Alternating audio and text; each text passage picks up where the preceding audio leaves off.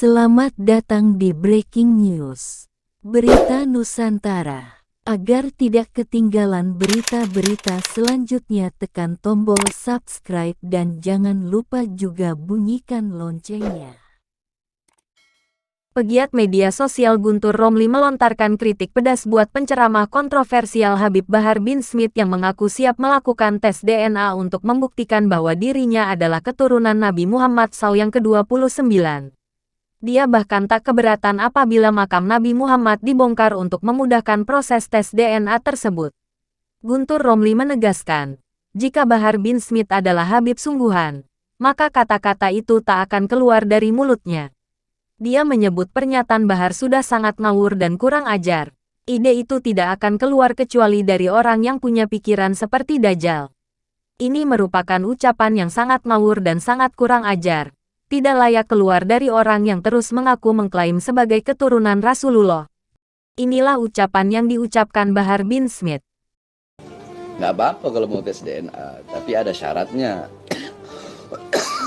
Tes DNA ada syarat. Kan kalau tes DNA itu harus diambil sampel kita, air liur atau darah atau rambut gitu kan. Boleh kita tes DNA. Ana yang duluan mau tes DNA, tapi ya dengan beberapa syarat. Syarat pertama, apakah bisa mereka yang meminta itu menggali kubur Rasulullah untuk mengambil darah Rasulullah?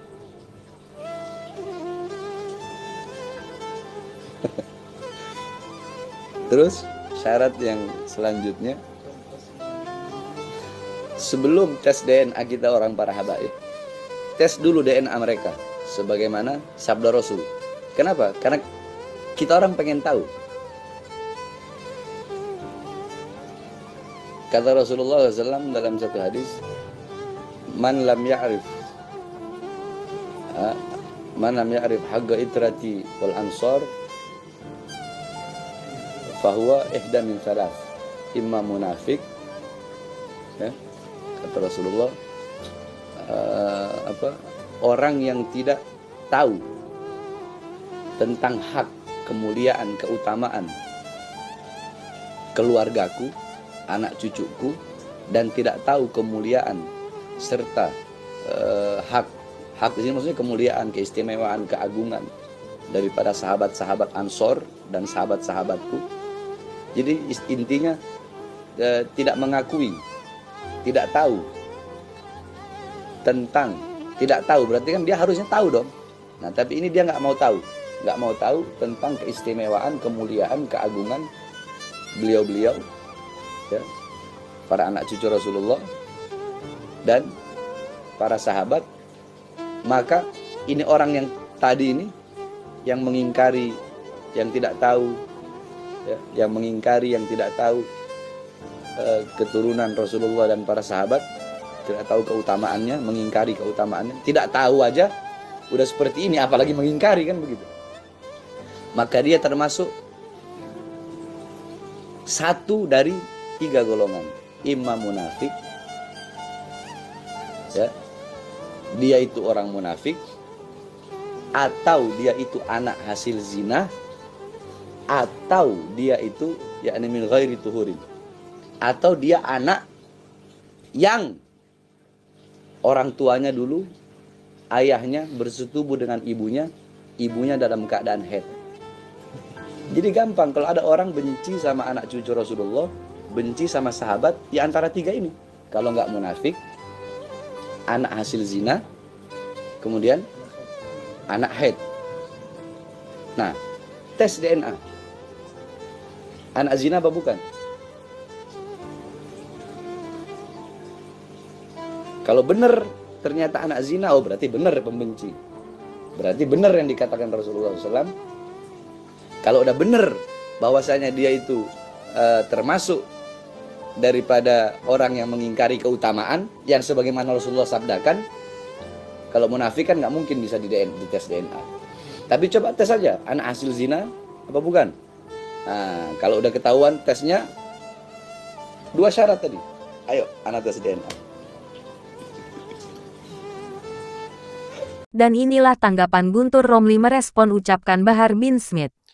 Ini merupakan ucapan yang sangat ngawur dan sangat kurang ajar.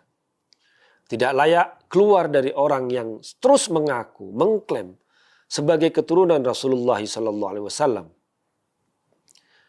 Karena ide itu tidak pernah keluar kecuali dari orang yang punya pikiran seperti Dajjal. Karena siapapun yang mau merusak, yang mau menggali, yang mau membongkar makam dari Nabi Muhammad SAW akan berhadapan dengan para umat Islam yang ada di dunia ini.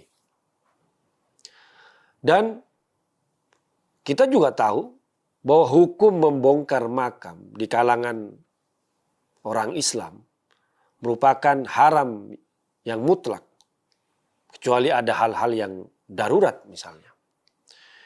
Karena makam itu juga bentuk dari penghormatan kita kepada hak-hak manusia, hak-hak adami yang harus dihormati.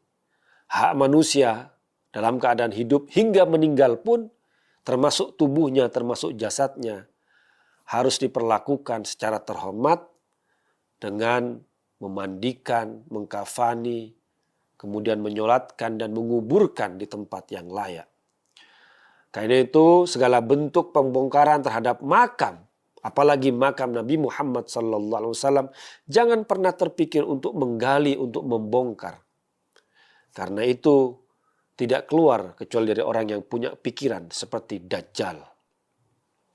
Meskipun dia berjubah seperti pembesar, seperti ulama, seperti orang yang paham agama, tapi kalau terdetik di pikirannya untuk membongkar, untuk menggali makam, apalagi makam Rasulullah SAW, itu adalah orang yang punya pikiran seperti Dajjal. Dan juga Bahar dalam mengklaim sebagai keturunan dari Rasulullah SAW dengan mengutip sebuah hadis yang katakanlah bisa disebut dengan bermasalah. Karena untuk membuktikan keturunan dari Rasulullah SAW itu tidak perlu tes DNA. Tidak perlu ada klaim biologis. Yang paling penting adalah sebenarnya tes akhlak. Apakah orang yang mengaku sebagai keturunan Rasulullah, apakah orang yang mengaku sebagai umatnya Rasulullah SAW mencerminkan akhlak dari Nabi yang dijunjung, Nabi yang dipuja, Nabi yang diikuti, atau malah bertolak belakang. Karena kalau hanya tes untuk membuktikan tes biologis, itu nggak ada untungnya sama sekali, nggak ada kaitannya sama sekali. Ada Nabi, tapi anaknya termasuk orang-orang yang ingkar. Dalam cerita yang kita kenal, Nabi Nuh, bagaimana pembangkangan anaknya, dan itu adalah anaknya sendiri, anak biologisnya sendiri, tapi membangkang. Jadi tidak ada untung atau tidak kaitan sama sekali dengan soal bukti biologis. Yang paling penting adalah tes dari akhlak, dari cerminan. Apakah seseorang mengaku sebagai umat, sebagai keturunan Nabi Muhammad SAW mencerminkan akhlak dari baginda Rasul SAW atau tidak? Itu yang paling penting. Kemudian juga hadis yang dikutip, yang diakui sebagai hadis oleh Bahar, yang dia sendiri nggak hafal dari matannya itu, man lam ya'rif haqqa itrati wal ansar fahuwa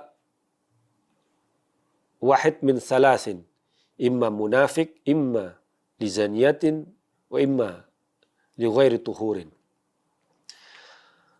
Bahar mencoba mengklaim hadis ini bahwa orang yang tidak mengetahui hak dari keluargaku, itrati wal ansor, dan para sahabatku, kemudian ini hanya dipakai oleh Bahar untuk mengklaim keistimewaan dari keluarga Nabi Muhammad SAW.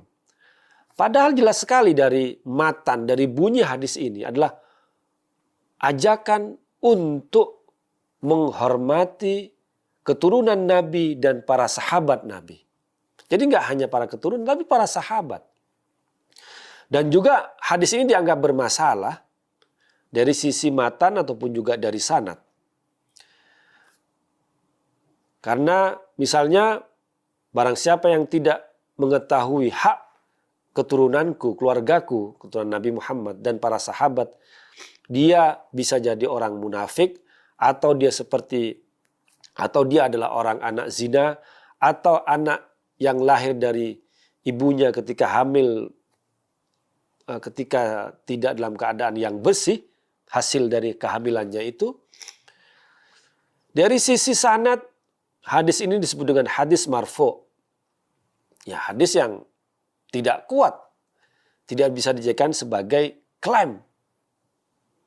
Kemudian dari sisi matan, bahwa tidak mungkin Nabi Muhammad SAW memiliki ucapan untuk menghina seseorang sebagai anak hasil perzinahan atau juga anak dari hasil hubungan yang ketika ibunya dalam haid. Ini menurut saya tidak mungkin Rasulullah SAW memiliki sabda seperti itu. Dari sisi matan, dari sisi sanad sudah saya jelaskan tadi.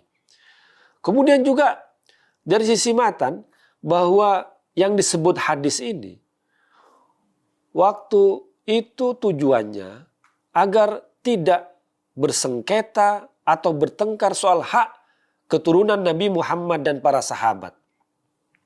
Dan itu tidak terjadi pada zaman Rasulullah SAW.